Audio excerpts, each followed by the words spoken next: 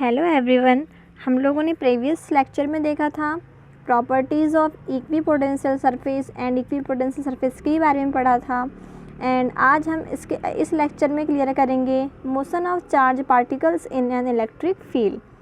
It means motion of charge मतलब कि charge particles का मोशन यानी कि गति, किसी भी इलेक्ट्रिक फील्ड में चार्ज पार्टिकल किस मोशन से मूव करता है उसका हम एक particular derivative form find out करना है इस डेरिवेशन में। चलो देखते हैं क्या दिया हुआ है। In figure 2.18 consider two metallic plates A and B parallel to each other at separations of d metre. चलो पहले फिगर 2.18 देख लेते हैं। तो ये दिया है फिगर 2.18 है ना, जिसमें हमें क्या कंसिडर करना है। दो प्लेट हैं ए एंड बी जो कितने डिस्टेंस में रखी हुई हैं, d डिस्टेंस में रखी हुई हैं। आगे देखते हैं। Let the plate A be a higher potential V A and the plate B is at a lower potential V B. और यहाँ पर जो दो प्लेट्स हैं तो उसमें जो ए का पोटेंशियल है हायर है किससे, बी से। The potential difference between the plates is VA minus VB equal V volt. The potential difference between the plates VA minus VB equal और दोनों के बीच में potential difference कितना दिया हुआ है, V volt mean VA minus VB equal V volt हमने ये कंसिडर कर लिया है। The electric field between the plates will be uniform और जो इलेक्ट्रिक फील्ड है दोनों प्लेट्स के बीच में यूनिफॉर्म मतलब एक समान है ना। तो जब तो क्या हो जाएगा, इलेक्ट्रिक फील्ड इंटेंसिटी की डेफिनेशन से क्या हो जाएगा, इक्वेशन क्या आ जाएगी, E equal minus d V upon d x है ना। ये हमने कल ही इसे फाइंड आउट किया था, E equal minus d V upon d x किया था ना। मतलब इलेक्ट्रिक फील्ड इंटेंसिटी और पोटेंशियल में क्या रिलेशन होता है, तो हमने रिलेशन फाइंड आउट किया था ये E equal minus d V upon d x, तो ये वहीं से आया है। अब देखिए इलेक्ट्रिक फील्ड E इक्वल, यदि हम बड़ी मात्रा में इलेक्ट्रिक फील्ड निकालें तो क्या आ जाएगा, electric field E equal V upon d volt per metre from plate A toward the plate B। अब देखिए let a positively charge particle be place in between the plates it will experience a form F is equal q e form a uniform electric field E। अब क्या कह रहा है, let a positively charge particle charge q mass m be placed in between the plates. तो अब हम क्या consider करेंगे कि दोनों जो प्लेट्स हैं उनके बीच में एक पॉजिटिवली चार्ज पार्टिकल्स रखा हुआ है। जब वहाँ पर पॉजिटिवली चार्ज पार्टिकल्स रखा हुआ है, it will experience a force F is equal q e due to the uniform electric field E। और वहाँ पर पहले से ही uniform electric field E present है, तो उस यूनिफॉर्म इलेक्ट्रिक फील्ड E की वजह से वहाँ पर जो हमने एक चार्ज पार्टिकल्स Q रखा है तो वह अपने ऊपर एक फोर्स कंसिडर मतलब एज्यूम करेगा, मतलब उसमें एक फोर्स एक्सपीरियंस करेगा, उसमें एक फोर्स लगेगा ही। तो फोर्स क्या हो जाएगा, F इजिकल क्यू इंटू ई। अब the directions of the force will be along the electric field, और उसका डायरेक्शन कैसा होगा, इलेक्ट्रिक फील्ड के डायरेक्शन में ही उसका डायरेक्शन भी होगा फोर्स का। आई थिंक आप लोगों को इतना क्लियर हो गया होगा।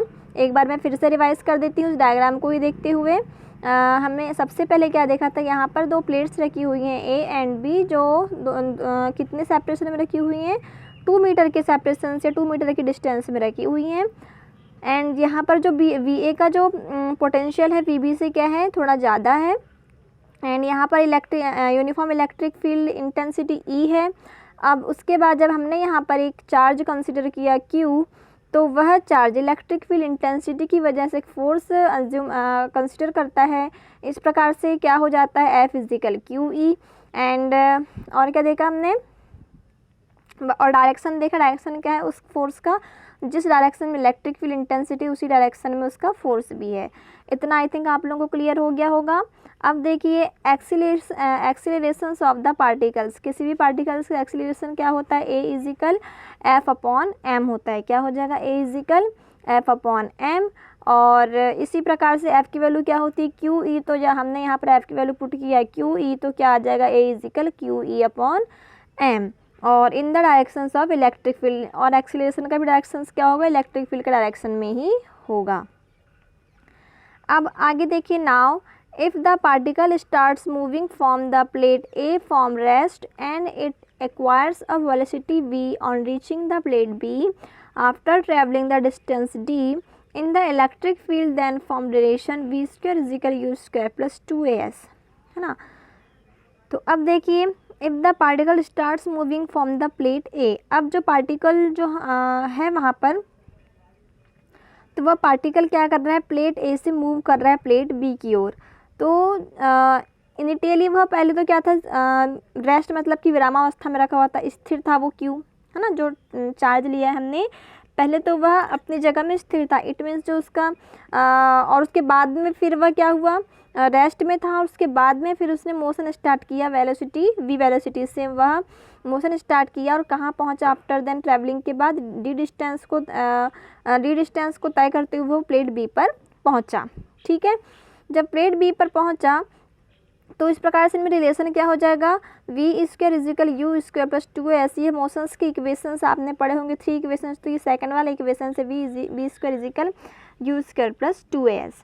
तो देखिए अब यहाँ पर हम वैल्यू पुट करेंगे v की, u की, a की और s की। तो अभी मैंने बताया कि जो v क्या है हमारा, एक तो हमारा v जो क्या है लास्ट में जो वह पहुँचा, v वेलोसिटी से जब वह चलना प्रारंभ हुआ, तो लास्ट में जो उसका लास्ट में जो पहुंचा था ना, तो वह वाली वेलोसिटी क्या है v, और फर्स्ट की वेलोसिटी क्या है u, और a क्या है एक्सीलरेशन, और s क्या है हमारा यहाँ पर डिस्टेंस ही मानेंगे। ठीक है, तो इस प्रकार से देखिए वी स्क्वायर इजिकल यू को क्या मान लिया, ज़ीरो, क्योंकि देखिए जो इनिशियली स्टेज में वह ज़ीरो था, इसलिए हमें यू को क्या मानना पड़ेगा, ज़ीरो मानना पड़ेगा।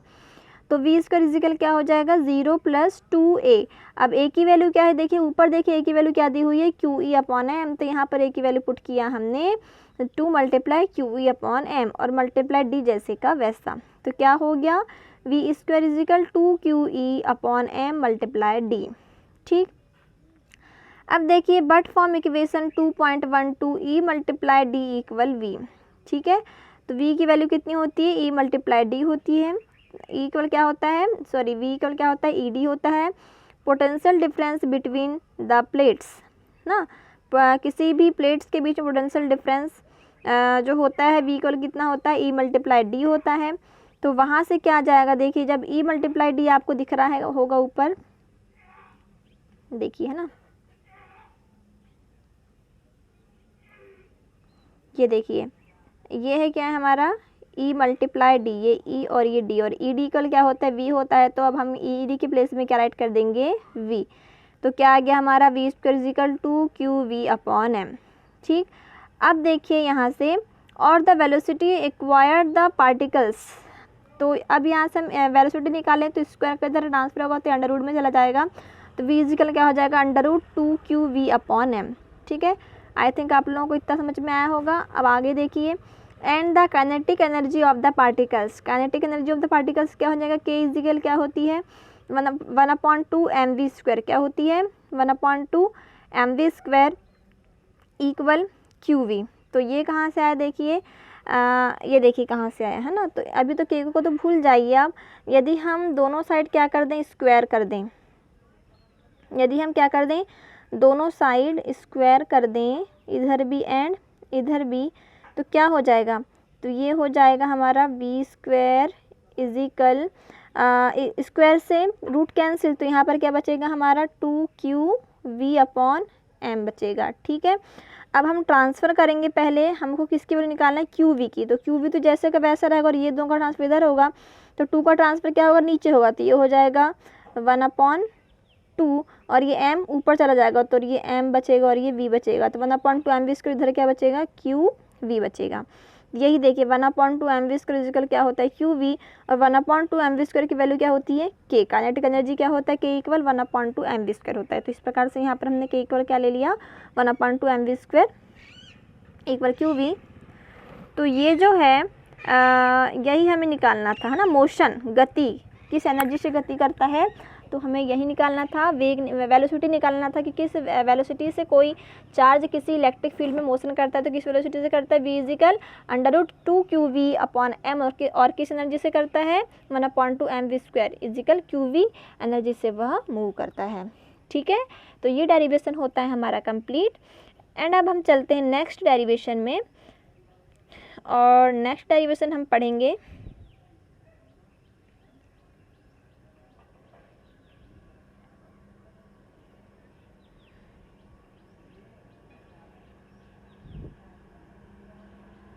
यहीं यही तो है शायद।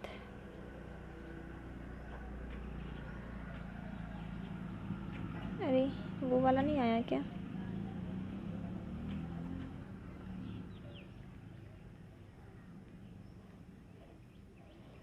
शायद वो पेज नहीं आ पाया है इसमें।